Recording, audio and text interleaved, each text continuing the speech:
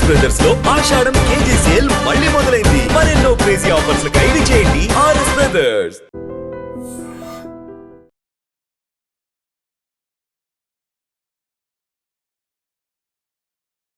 ఈ కబడ్డీపురంలో జరిగిన దారుణమైన సంఘటన, కన్న తండ్రినే కూతురు అతి కిరాతకంగా ఒక ఇల్లీగల్ రిలేషన్షిప్ పెట్టుకొని ఉంచుకున్న అతనితో కలిసి అలాగే మదర్ కూడా సపోర్ట్ చేయడం అనేది చాలా బాధాకరమైన విషయము. ఇప్పుడు ప్రస్తుతం వాళ్ళ కూతురు, కన్న కూతురే ఉన్నది, చంపిన వాళ్ళ చెల్లి. అసలు ఆమె ఏమంటుందో అడిగి తెలుసుకుందాము. అక్క, చెప్పండి, ఏంటి పరిస్థితి? మీ కన్న తండ్రిని ఇంత దారుణంగా చంపడం అసలు ఎలా అనిపిస్తుంది అక్క? మేము అసలు నమ్మలేదన్న, నిజం చెప్తున్నా. వీళ్ళు ఇట్లా చేస్తారని కూడా నేను అనుకోలేదు. వీళ్ళు చూడ్డానికి చాలా సైలెంట్ కిల్లర్స్ అన్న. మాతో మంచిగానే ఉంటుండే, డాడీతో లొల్లైన ప్రతిసారి మా అక్కకి మమ్మీకి నేనే సంలాయించి చెప్తుండే, పోనీ మమ్మీ డాడీ అట్లనే, డాడీ ఒర్రిపోతాడు, డాడీ కోపిస్తాడు, డాడీని పట్టించుకోకండి మమ్మీ, ఆయన పొద్దున ఇప్పుడు వచ్చిండు కదా మమ్మీ, ఇంకో 5-6 గంటల వరకు వెళ్ళిపోతాడు, నిమ్మలంగా ఉండండి, ఒక చెవుతో నేను ఒక చెవుతో వదిలేసేయండి అంటే ప్రతిరోజు చెప్తుండే. ఇట్లా తిడుతుండు అట్లా తిడుతున్నాను. రీసెంట్ గా మా అక్క 1 వీక్ కింద ఫోన్ చేసి కూడా, డాడీ ముస్లింతో తిరిగినోరు, బీహార్తో తిరుగుతున్నారు, ఎల్లుండి ఇంకెవరితో తిరుగుతారు, ఇష్టం వచ్చినట్టు మాట్లాడుతుంచి అని అంటే నేను ఒకటే చెప్పిన, నీకు నీ భర్త సైడ్ సరిగ్గా లేదు, నువ్వు సక్కలేవు, ఎటు సక్కలేవు మనిషి, ఇంట్లోనన్నా గమ్మునుండు. వీళ్ళు మన తల్లిదండ్రులు కాబట్టి ఒక మాట అన్నా చేసిన మనం బడాలి మనిషి. ఎలా ఒప్పుకుంటాడు చెప్పండి? ఇప్పుడు ఎవరో ముస్లిం ఆయనతో వివాహేతర సంబంధం పెట్టుకుంది, వీళ్ళకి మీ బావగారికి మీ అక్కకి ఏంటి మధ్యలో గొడవ? ఈయన ఎప్పుడు పరిచయం అయ్యాడు ముస్లిం అతను? ఏమో అన్న, మాకు తెలిసినంత వరకు మా అక్క ఓపెన్ 10th చదివింది ఆఫ్టర్ మ్యారేజ్. ఓపెన్ 10th తర్వాత అదే ఒక ట్రస్ట్ కింద ఓపెన్ 10th చదివింది. అదే ట్రస్ట్ వాళ్ళు ఇట్లానే నర్స్ ట్రైనింగ్ ఇప్పిస్తామంటే 2-3 months ఏమో వాళ్ళ హస్బెండ్ ట్రైనింగ్ కూడా ఇప్పించిండు. ఆ ట్రైనింగ్ అంటే ఈమెకి వీళ్ళ హస్బెండ్ కి మరి ఏం ప్రాబ్లమ్స్ ఉన్నాయో నాకు తెలియదు. అప్పటి నుంచే జావీద్ అనే వ్యక్తితో మా అక్కకు పరిచయం ఉందంట. జావీద్, మా అక్క మాట్లాడే అతని పేరు, ఆయనతో పరిచయం ఉందంట. మాకు ఈయన అప్పుడు చెప్పలేదు, మాకు ఇట్లా మీ అక్క చేస్తుందని కూడా మాకు ఏ రోజు చెప్పలేదు. ఈయన నాకు మా మమ్మీ చెప్తేనే, మా మమ్మీ కూడా నాకు ఎప్పుడు చెప్పింది, మా అక్క మా రమేష్ తోని అంటే మా బావతో లొల్లి పెట్టుకొని మా ఇంటికి వచ్చేసిన తర్వాత చెప్పింది. నేను మా అక్క వచ్చిన రోజే నేను ఇక్కడికి వచ్చినా కూడా, ఎవరు మనిషి ఏంది కథ ఇది అంటే ఫస్ట్ నాకు అన్న అని చెప్పింది. అన్న శివాని, నువ్వు కూడా నన్ను తప్పుగా అర్థం చేసుకుంటే ఎట్లా అని అంటే నాకు మమ్మీ మొత్తం చెప్పింది, మనిషి ఎంతసేపు కవరింగ్ చేస్తావని కూడా నేను చెప్పిన. ఆ తర్వాత సీదా జావీద్ ని పిలిపించిరు ఇక్కడికి. నేను ఆయనని ఈమెని ఇద్దరిని తిట్టినన్న, నీకు తెలివి ఉందారా, అదంటే సిగ్గుశరం లేకుండా పిల్లల్ని మొగన్ని వదిలేసింది నీకేంద్రా. ఆయనకు ఆల్రెడీ ఈమెకి 2 పిల్లలు అన్న, 2 బాబులు. ఒక బాబు 6 సంవత్సరాలు, ఇంకో బాబు 4 సంవత్సరాలు. పెద్ద పిల్లలే కదండి. ఈయన మామ జావీద్ అనేటైనా కూడా పెళ్ళయి ఒక పాప కూడా ఉందంట. పెళ్ళయింది. మరి ఆయన ఈమె దాంట్లో ఏం చూసిండో, ఈమె ఆయన దాంట్లో ఏం చూసినా కానీ నేను వీళ్ళిద్దరిని తిట్టినన్న.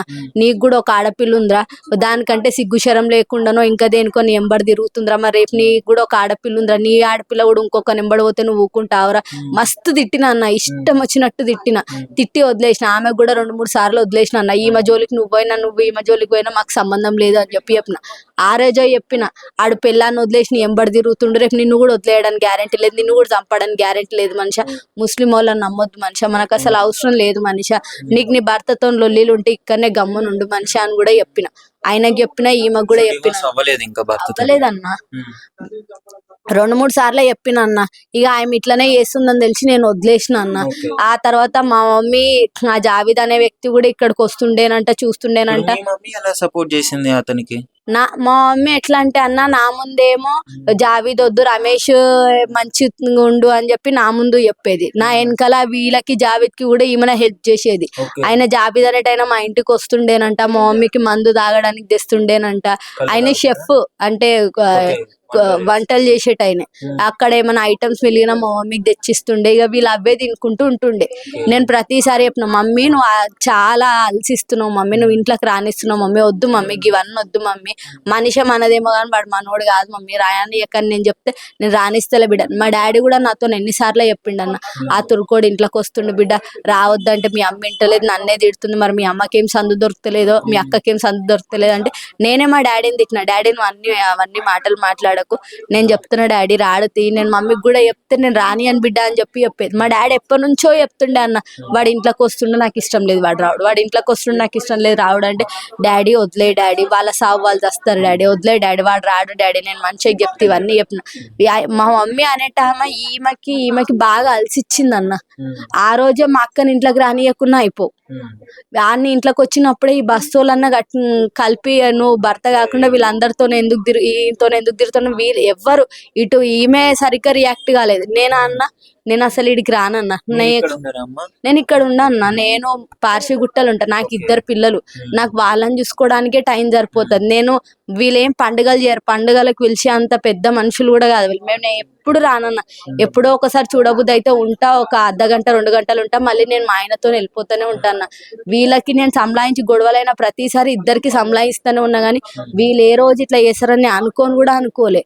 ఆ రోజు గాంధీ హాస్పిటల్లో డాడీ పోస్ట్ మార్టం దగ్గర కూడా మనిషిని మమ్మీని అనుమానిస్తుంటే, నేను మనిషి ఉట్టిగా మాట్లాడినందుకే, ఉట్టిగా ఆయనతో మాట్లాడుతున్నందుకే అనుమానిస్తురేమో అని నేను అనుకున్నాను. ఎందుకంటే మా అక్క అయినా కూడా వీళ్ళు చంపినని కూడా తెలియదు అన్న, నిజం చెప్తున్నా. మాకు మీ డాడీ గట్కేసర్ దగ్గర దొరికిండు అనుకున్నప్పుడు నేను ఏమనుకున్నా అంటే, మా డాడీ బాగా నోటిదూలు అన్న, అంటే ఎవరిని ఓర్వాడు, ఎవరిని సహకరించాడు.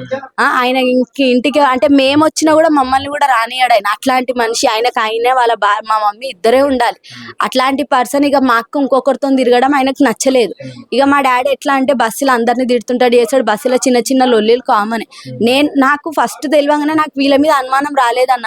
డాడీ నోటిదూలకి మనకు తెలియకుండా బయట ఎవరితో నన్ను లొల్లీలు పెట్టుకుండేమో, బయట ఇంకెవరన్నా గుర్తు తెలియని వాళ్ళు డాడీని చంపేసిరేమో అనుకున్నా, గానీ గట్కేసర్ దగ్గరనే దొరికింది. ఇక్కడ చంపేసినారు అని అన్నారు. ఇక్కడనే చంపిరంట అన్న. నాకు నిన్న పోలీస్ వాళ్ళు వచ్చి చెప్పిరన్న, ఈడ 12 గంటల వరకు చంపేసినారంట మనిషిని. అప్పటి నుంచి ఇంట్లోనే ఉందంట బాడీ. రాత్రి 2 గంటలకి ఈడికేని మా అక్క ఫోన్లకేని ర్యాపిడోలా కార్ బుక్ చేసి మా డాడీని అందులో వేసుకెళ్ళి అక్కడి నుంచి గట్కేసర్ దగ్గరికి వెళ్ళి అక్కడ పడేసిరని చెప్పి మాకు పోలీసు వాళ్ళే చెప్పిరన్న. అప్పుడు నేను చెప్పే వరకు నేను నమ్మలేదు. అంటే వీళ్ళు ఇంత క్రూరంగా, ఆయన చెప్పిండు మీ డాడీని నీకు ఎట్లా చంపిరో తెలిస్తే నువ్వు అసలు ఇప్పుడే ఏడ్చిన దానికన్నా ఇంకా డబ్బల్ ఏడ్చు, అంత ఘోరంగా చెప్పలేరన్నా. మీకు తెలుస్తుంది, ఇంకా తెలుస్తుంది, ముందు ఇంకా తెలుస్తుంది. మెత్తబెట్టొత్తిర్రు అన్నారు, ఈ ఫ్యాన్ కురేసిర్రు అన్నారు, లోపల సీలింగ్ కురేసిర్రు అన్నారు, మా మమ్మీకి అటు ఇటు కదలకుండా కాళ్ళు పట్టుకుంది అన్నారు, జావీద్ అనేటైనా మెత్తబెట్టొత్తింది అన్నాడు, మా అక్క చేతులు పట్టుకుంది అన్నారు. ఇవన్నీ నేను చెప్పినప్పుడు మీరు ఏమన్నా అనుకోండి అన్న. అంటే నేను సొంత చెల్లెనయ్యి నేను ఏ రోజు మన ఇట్లా అనుకోలేదన్న. కోపిష్టం తెలుసు కానీ మరి ఇంత దిగజారుతుందని నేను ఏ రోజు అనుకోలేదు. మనిషి అయినా కన్న తండ్రి కూతుర్ని ఎంత ఇష్టంగా పెంచి పెళ్లి చేసి ఎంత ఇష్టంగా చూసుకుంటారు, కంటికి రెప్పలా చూసుకొని ఉంటాడు. అలాంటిది చంపే ఒక్క క్షణం ముందైనా ఆయన చూసుకున్నది గుర్తు రాలేదంటారా? ఏమో అన్న, వీళ్ళకి అసలు చంపడానికి చేతులు ఎట్లొచ్చినాయో, ఆ మనసు ఎట్లొచ్చిందో. నిన్న మా అక్కని పోలీసు వాళ్ళు తీసుకొచ్చినప్పుడు నేను మస్తు తిట్టినన్న, నువ్వు చూడడానికి నల్లికుంట్ల దాని లెక్క కనిపిస్తావే, చంపనికి చేతులు ఎట్లా వచ్చినాయి అని నేను మస్తు తిట్టినన్న. నేనే నమ్మలేదన్న, ఎవరో ఎందుకు నాకు వీళ్ళు అనుమానిస్తుంటే ఎంక్వైరీ అది పార్ట్ అంతే చేసుకొని అని అనుకున్నా, గానీ వీళ్ళు చేసిరని చెప్పంగానే నువ్వేమన్నా అనుకున్నా, అసలు నేను నమ్మలేదు. అంటే ఇప్పుడు నిజంగా చెప్పాలంటే తండ్రి తిట్టడం అంటే మిమ్మల్ని తిడుతూనే ఉంటాడు, కానీ మీకు ఉండదా ప్రేమ తండ్రి మీద? ఎందుకు ఉండదన్న, మన ఇంట్లో అందరూ మనతో మంచిగానే ఉంటారని లేదు కదన్న. కొందరు క్యారెక్టర్సే అట్లా, వాళ్ళని వదిలేసేయాలి. ఆ మనిషి ఒరుతాడు, చూస్తూనే ఉన్నారు కదా. మరి మా డాడీ అంతే, మా వరకు మమ్మీ చూస్తుంది, డాడీ ఓరుతాడు, జరసేపు గమ్మున ఉంటాడు అనుకునే మేము వదిలేస్తుండే. గాని మరీ తండ్రిని చంపేంత మనసు ఎట్లొచ్చిందో, బయట ఎవడని చచ్చిపోతానే అయ్యో అంటాం, ఇంట్లో మనిషి కొట్టుకుంటా ఫ్యాన్కి ఎట్లయ్యని చేతులు వచ్చినాయి, చంపనీకి చేతులు. ఏమో అన్న, నిన్న జావిద్ ని మా అక్కని తీసుకొని వస్తే ఈ ఫ్యాన్ కేసిరంట, లోపల సీలింగ్ కేసినారంట, మరి ఎక్కడ మెత్తేసినారు అని చెప్పేసి కూడా అంటున్నారు. అంటే నిన్న పోలీస్ అయినా ఎవరో చెప్పిరంట అన్న. అంటే చచ్చిపోయినాక చచ్చిపోయిందా లేదా అని మా మమ్మీ చాకు తీసుకొని మెడ మీద కోసిందని చెప్పి గొంతు కోసింది. ఇదంతా వీళ్ళే మా మమ్మీ మా అక్క వీళ్ళందరూ చేసిర్రు, వీళ్ళ ముగ్గురు కలిసి చేసిర్రు. ఇంట్లో సౌండ్స్ రావడం గానీ ఏమన్నా వినిపించలేదంటే చుట్టుపక్కల వాళ్ళకి? అంటే ఆయనకి కళ్ళులేమో టాబ్లెట్స్ వేసిరంట కదన్న, ఆయన అట్లా మరి ఒర్రలేడా, కానీ నోట్ల క్లాత్ పెట్టిరని అయితే ఇన్నా అన్న. అట్లా క్లాత్ పెట్టడం వల్ల మరి వినిపించలేదా ఏంది, అసలు చుట్టుపక్కల వాళ్ళకి సౌండ్లు వినిపించలేవు, ఏం అర్థం కాలేదన్న. అంటే ఇప్పుడు నైట్ పూట చిన్న సౌండ్ అయినా వినిపిస్తుంది కానీ మార్నింగ్ పూట వినిపించదు కదన్న. మరి అట్లా వినిపించలేదా ఏందో అసలు నాకు ఏం తెలియదు అన్న దీని గురించి. మీ తండ్రి చనిపోయాడు అంటే చంపింది కూడా సొంత మీ అమ్మ, అదే విధంగా మీ అక్క.